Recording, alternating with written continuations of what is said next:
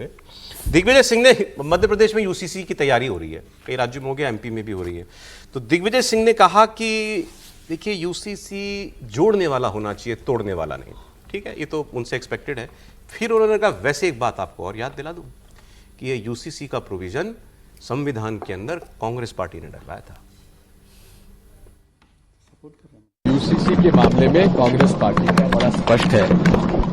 इसमें ये भी अंतिम को भूलना नहीं चाहिए कि इसे संविधान का अंग बनाया गया था जब कांग्रेस पार्टी थी।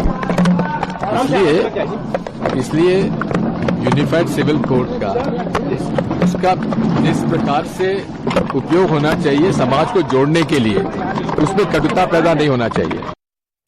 अब आपने डलवाया, कांग्रेस ने डलवाया, तो 80 साल से उस पर आगे बढ़े क्यों नहीं? अब बढ़ जाओ। आप कह रहे हो हमने डलवाया था, तो कुछ सोच के डलवाया था, यूसीसी को डायरेक्टिव प्रिंसिपल बनाया था, तो अभी सहमत, फिर समर्थन करें दिग्विजय सिंह? सबको समर्थन करना चाहिए। तो कांग्रेस पार्टी यही इतने दिनों से कर क्या रही थी?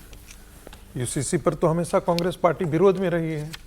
कहती है सारे समुदायों को, मैंने कम से कम मुस्लिम समाज को साथ ले लेना चाहिए। 70 साल में तो मुस्लिम समाज को समझा नहीं पाया यह देश कि भाई यूसीसी जरूरी है। कभी प्रयास ही नहीं हुआ सर? नहीं, ऐसा नहीं है, प्रयास हुआ है, लेकिन मुस्लिम समाज मानने के लिए तैयार थोड़े होगा कि यूसीसी पर में। वो तो कहते हैं हम पर्सनल लॉ से गाइड होते हैं। अब कैसे मान जा रहे हैं? चार राज्यों में तो हो गया। देखिए फिर वही बात है ना, जब कानून का डंडा चलता है ना तो आप माने। पहले कांग्रेस की सरकार थी तो एक होता था ना, बउआ खा लो खा लो खा लो। अब दूसरा होता नहीं खाए तो दूध थप्पड़ देंगे, तो वो वाला स्थिति हो गई है। नहीं करोगे कैसे?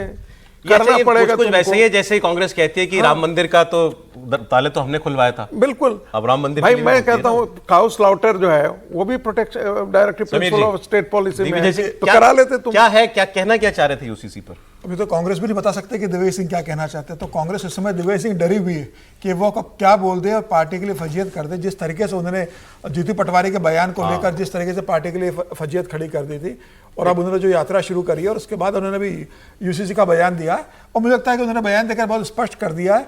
और जिन लोगों को नहीं मालूम था उनको भी बता दिया है कि भाई संविधान में तो कांग्रेस लेकर आई थी, लेकिन कांग्रेस ने कुछ किया नहीं।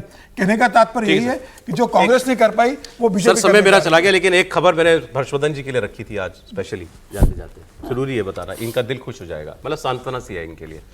E20 पर जो चल रहा है ना मामला, रायपुर के कंज्यूमर कोर्ट ने एक ऐसा फैसला दिया जिससे पूरे देश में इसकी चर्चा फिर होने लग गई है। 2024 में एक गाड़ी बेची गई जिसका इंजन E20 फ्यूल की वजह से खराब हुआ पाया गया, मारुति का। अब उनका कंज्यूमर कोर्ट का आदेश है कि ग्राहक को नई गाड़ी दी जाए, और वो गाड़ी देना जो E20 पेट्रोल से कंपैटिबल हो, वरना पूरी गाड़ी की कीमत इनको जो है लौटाई जाए। 20 लाख रुपए से ज्यादा की कीमत एक डॉक्टर साहब ने देकर के गाड़ी खरीदी थी, मगर कंपनी अभी भी कह रही है हमारी गाड़ी E20 कंपैटिबल ही थी, ये गाड़ी खराब पेट्रोल की वजह से खराब हुई है, मतलब गंदे पेट्रोल की वजह से खराब हुई है, E20 की वजह से खराब नहीं हुई है। तो अब वो कंप्लायंस नहीं कर रहे हैं, वो कह रहे हैं हम चैलेंज करेंगे इसको। लेकिन अपने किस्म का पहला मामला है देश के अंदर E20 पर कंज्यूमर कोर्ट का। देखिए पहला मामला है, और जो देश में डिबेट चल रही है उस डिबेट को ये पुख्ता करता है। कोई सरकार के इनिशिएटिव के खिलाफ या आयात बिल कम हो जाए इसके खिलाफ कोई नहीं है, लेकिन अगर इतने तरह के भ्रम है और ये सब सामने दिख रहा है तो सरकार को स्पष्टता से बताना चाहिए। ये बहुत ठीक नहीं है कि आप भ्रम का वातावरण बना के कहें नहीं नहीं वो तो हमारा बस इतना हिस्सा है, वो तो इतना कम हो जाता है माइलेज, ऐसे चलेगा नहीं। सर मेंशन नोट सर, मुझे लगा वो थैंक यू कहेंगे मुझे खबर दिखाने की। सरकार कितनी बार बताया भाई, सरकार तो इतनी बार बता चुका है।